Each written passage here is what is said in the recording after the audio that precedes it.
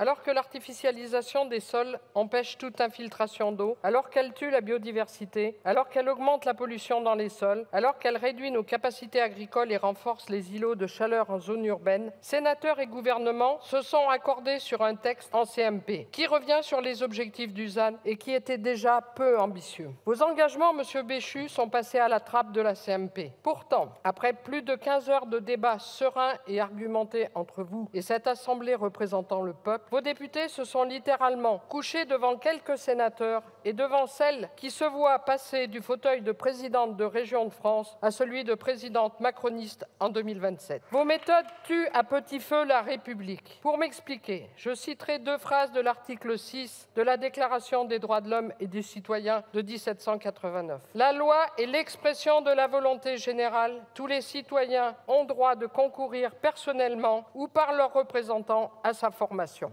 La CMP aurait dû durer 15 minutes et être non conclusive. Monsieur Kasbarian, vous avez fait le choix de protéger l'économie en négociant plutôt que préserver le vivant et garantir que notre terre reste habitable. Et oui, les élections sénatoriales arrivent à grands pas. Les sénateurs ont donc fait le choix de protéger leur mandat plutôt que nos territoires. Par électoralisme politique, le Sénat préfère laisser libre cours à la mainmise des industriels et des promoteurs immobiliers sur les terres agricoles et forestières. Quelle étrange manière de défendre la ruralité, d'autant plus que le Sénat a eu gain de cause sur la tutelle des méga-régions en matière de grands projets à la solde de Régions de France et de sa présidente Carole Delga. Le préfet de région a même été démis de ses fonctions de coprésident de la conférence du ZAN. Alors que les régions capitalisent déjà la tutelle de nombreuses compétences décentralisées, les sénateurs creusent la hiérarchie entre collectivités aux dépens de nos petites communes. Mais les sénateurs ne sont pas les seuls coupables de ce guet-apens démocratique. Le ministre de l'économie, Monsieur Le Maire, souhaitait depuis le début de ce texte revoir les objectifs du ZAN à la baisse pour développer de nouveaux entrepôts géants dans le cadre de son projet de loi Industrie verte. Monsieur Bruno Le Maire, par l'intermédiaire du président de la Commission économique, s'est assuré de la sortie de 2500 hectares de grands projets nationaux de toute enveloppe d'artificialisation pour plaire au Sénat. Et cela, encore une fois, dans le mépris le plus total de votre propre majorité, laissant le rapporteur de ce texte pour la Commission développement durable à attendre le résultat des tractations. Cet événement illustre bien la prédominance de la Commission des affaires économiques sur la Commission du développement durable et de l'aménagement du territoire. C'est assez représentatif de la conception de l'environnement en Macronie. Un texte vide d'ambition. À l'article 1er, les délais de mise en œuvre des objectifs ZAN dans tous les documents d'urbanisme repoussés de 9 mois, alors que la loi climat et résilience donnait déjà 6 ans pour adopter les PLU. À l'article 3, vous avez choisi de remettre en cause la parole des associations environnementales et des agences de la santé, de l'eau et de protection d'espaces naturels dans la conférence du ZAN. Comme toujours, la parole des experts ne vous intéresse pas, tout comme ceux du GIEC ou de l'ANSES. Alors que de très nombreuses communes jouent le jeu de la sobriété foncière, votre gouvernement s'autorise à l'article 4 une liste interminable de grands projets écocides qui sont contraires à l'intérêt général. Cette liste inclut tout projet d'utilité publique fixé par décret et non par la loi. La sobriété environnementale ne peut pas être à géométrie variable. Seule maigre consolation de cette CMP, la restauration du sursis à statuer des autorisations d'urbanisme à l'article 12. Collègues,